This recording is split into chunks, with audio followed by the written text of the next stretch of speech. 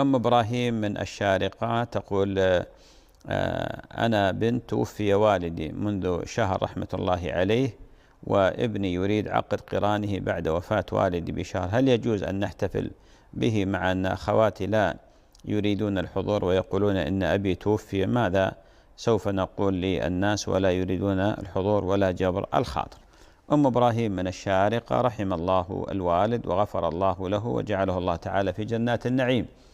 أختي الفاضلة، يعني بالنسبة للمرأة لا يجوز لها أن تحد على ميت فوق 3 أيام إلا على زوج، يعني بالنسبة لوالدتك فقد صح عن النبي صلى الله عليه وسلم أنه قال: لا يحل لامرأة تؤمن بالله واليوم الآخر أن تحد على ميت فوق 3 إلا على زوج 4 أشهر و10. ولذلك يعني الوالد رحمة الله عليه مضى عليه شهر وعندكم موعد يعني عقد قران، ما الذي يمنع؟ حتى لو خواتك حضروا قضية والله إيش الناس يقولون، دعوا الناس وما يقولون،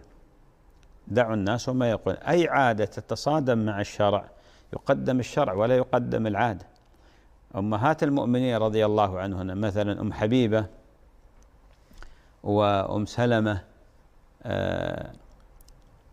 مات لهن أقارب، بعد 3 أيام أخذنا الطيب في البيت وتمسحنا فيه وقلنا والله ما لنا حاجة في الطيب، لكن أرادوا أن يعلموا الناس أن المرأة بعد 3 أيام إذا مات لها أب ولا أخ ولا ابن ولا عم ولا خال ما يجوز لها تترك الزينة بعد 3، يعني تبقى محادة مثل ما تحاد المرأة على زوجها. يأخذنا الطيب، شوف أمهات المؤمنين رضي الله عنه، يموت أبوها أو يموت أخوها تأخذ الطيب وتتمسح فيه في البيت طبعا حتى تبين للناس بأنها ملتزمة بشرع الله ووقافة عند كتاب الله ومتبعة لسنة رسول الله صلى الله عليه وسلم.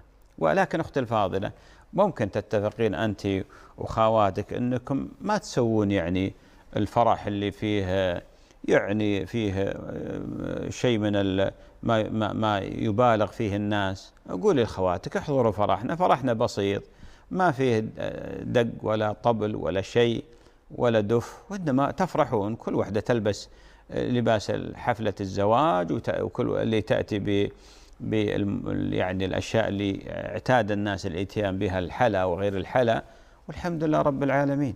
يعني إلى متى والناس مثلا يبقون في حالة من الحزن؟ دين الإسلام يرفض بقاء الإنسان في الحزن، دين الإسلام يجعل المسلم يستشرف الحياة بأمل ولا يقف عند هذه النقطة، وهذا قدر الله.